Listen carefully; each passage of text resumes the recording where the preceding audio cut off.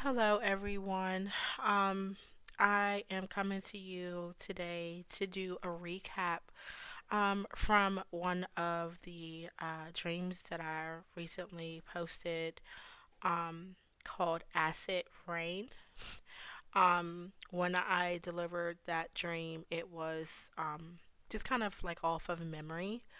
However, I did have to go into my notes to kind of piggyback off of some things that I forgot. So here we go. So I was outside.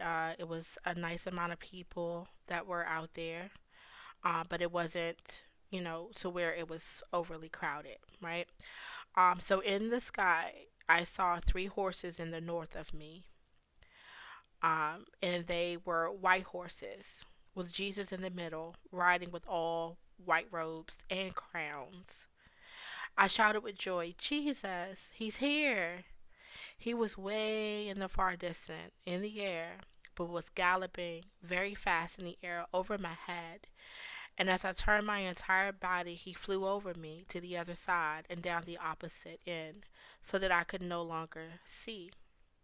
It was daytime, and when I turned back around in the direction in which he came, the sky was getting dark, like a really bad storm. Gray clouds, but with strong hints of red. The wind started to blow and it began to rain. I then heard screams of those outside, and some of the rain began falling to the ground. Oh no, even before that, I'm sorry. I heard screams of those outside, and some people began falling to the ground. The rain was of acid, so I and others ran under a really big tree. But still, people were getting touched by this rain and dying. So we ran to this building that was located behind us, down the steps, and we closed the door behind us. It looked abandoned, you know. Um, I knew what this was. I was so shocked to myself that that he had left me.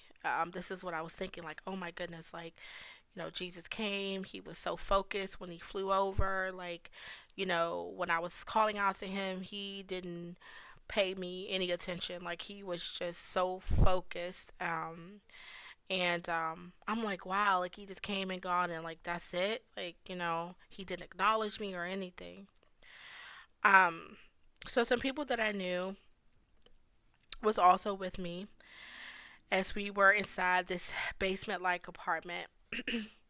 Others were still trying to get in, but we weren't really trying to let them in. And well, not because we didn't want them in, but for me, because I knew I was the only one that actually knew what was going on and what was next.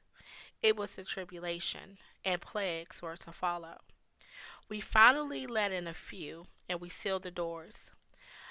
I, in a panic mode, began telling them, seal up the doors, seal up the doors. So we pushed heavy furniture in front of the doors, and I yelled, hurry, close all the windows.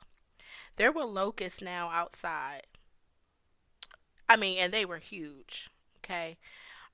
There were also birds that were flying not only into the window, but then there were birds pecking the window, and the windows would crack little by little after each peck.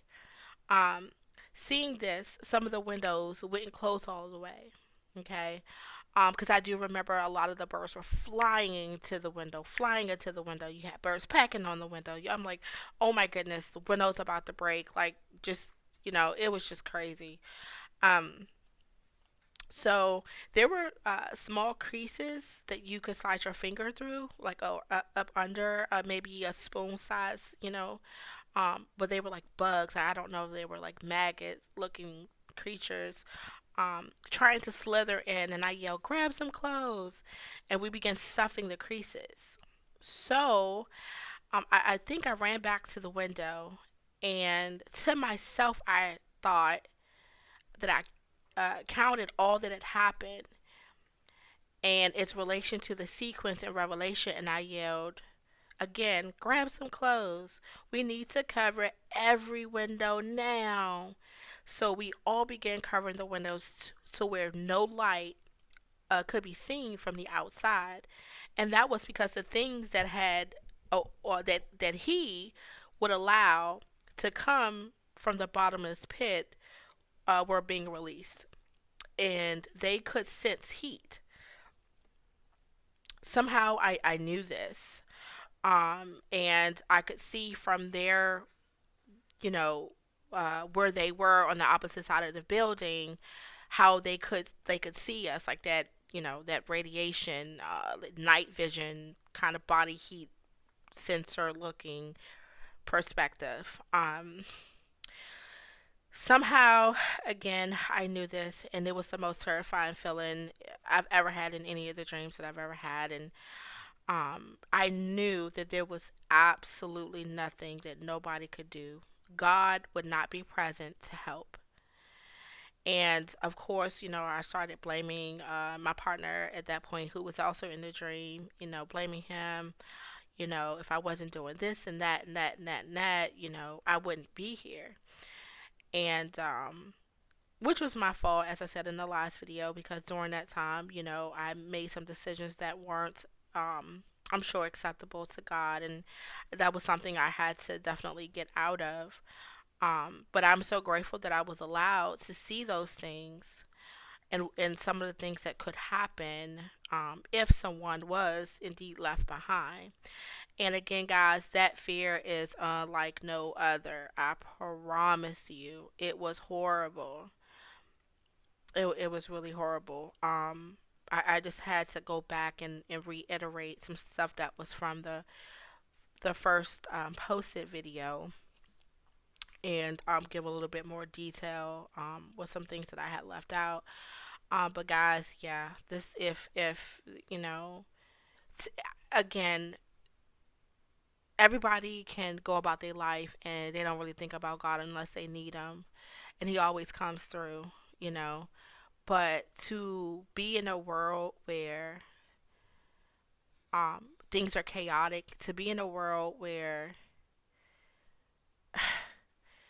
there is no saving grace, like God is just not coming for you. Like I can't fathom living for through a tribulation for 3.5 7 years of God not being present, not God not stepping in, intervening, and God allowing these things from the bottomless pit to torture you pretty much. I mean, the fear is like no other, and we know that God doesn't give us a spirit of fear, right? um and I'm just I definitely don't wish that on anybody. And if again you don't know the Lord, please, please, please, please, like I beg you to get to know Him. It's so easy to want to just turn your life around, give it to him, and trust in him, and he will definitely lead you on the path of righteousness, because this world is going to hell in a handbag, guys, and very, very fast, very soon. And the door is absolutely closing. I mean, if there's a crack left in that door, you better slither yourself on in there, because I'm telling you, you don't want what's coming. And something's coming. Everybody knows that it is. You can feel it. You can sense it in the air. It's here. The Lord is ready. He's ready. So again, if you don't know the Lord, accept Him as your personal Lord and Savior. I definitely recommend it. It'll be the best decision you've ever made in your life. I promise you. You want to be on the winning, the winning team, the winning side, and God loves you. Like He does more than anybody you've ever met. And I pray that you take heed to just some of the things that I've posted, and you don't want to be here for it. You just don't. So um well, thank you guys for listening. Like I said, I just wanted to reiterate what I had written down versus what I was trying to remember. And until next time, be blessed. Take care. Bye.